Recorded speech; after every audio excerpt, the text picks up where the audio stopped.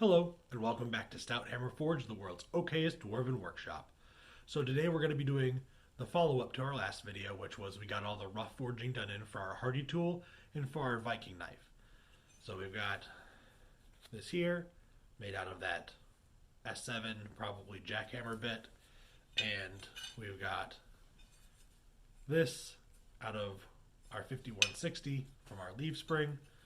So now that the rough forging is done, we're going to go over, and while this is the world's okayest dwarven workshop, for our next part we're going to be using some tools that were cooked up in the gnomish workshops over there with some power tools, mainly angle grinders and belt grinders. Alright, so I got everything set up at the grinder. We've got this 2x42 grinder set up with an 80 grit belt on it. You can't see, but I've got my eye protection, I've got ear protection, I've got breathing protection, because you always want to be safe when you're working around anything throwing sharp bits of hot metal. So let's get to it.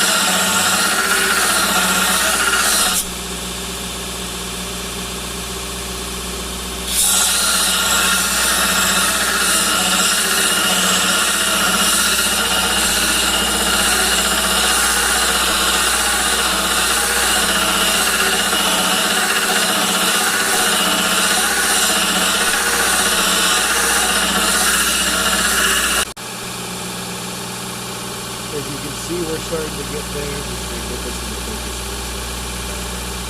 We're starting to get there with the profile. This takes time. Back to it.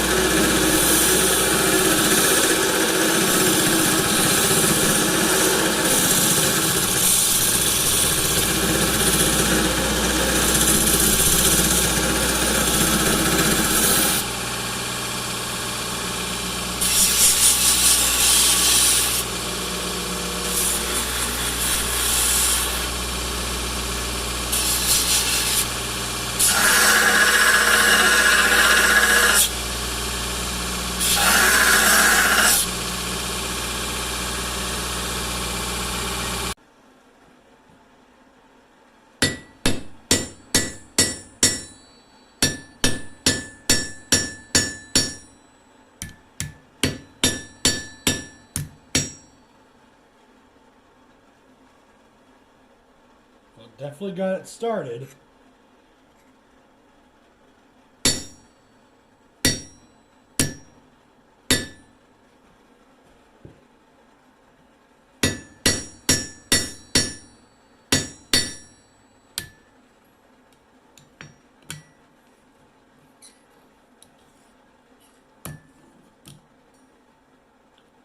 Well, we have a successful cut. Get the torch turned off.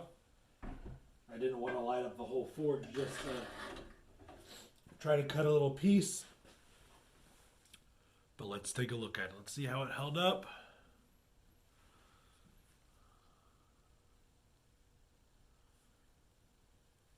Nothing that I would, there's no like dent in it. Not that there was like I said, a real sharp edge to deform anyway, but what edge it came to still looks like it's intact. I'm not going to touch it, but we've got two pieces of 1/4 inch that it cut.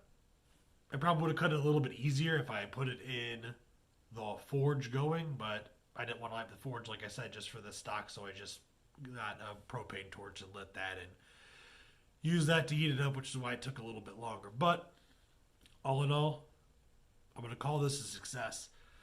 Now you can leave it as is. It's got some of the forge coloration on it. Like I said, that was an 80 grit belt, so it's not like mirror polished or anything, but for this tool, for what you need it for, it doesn't have to be. It doesn't have to be polished at all, really.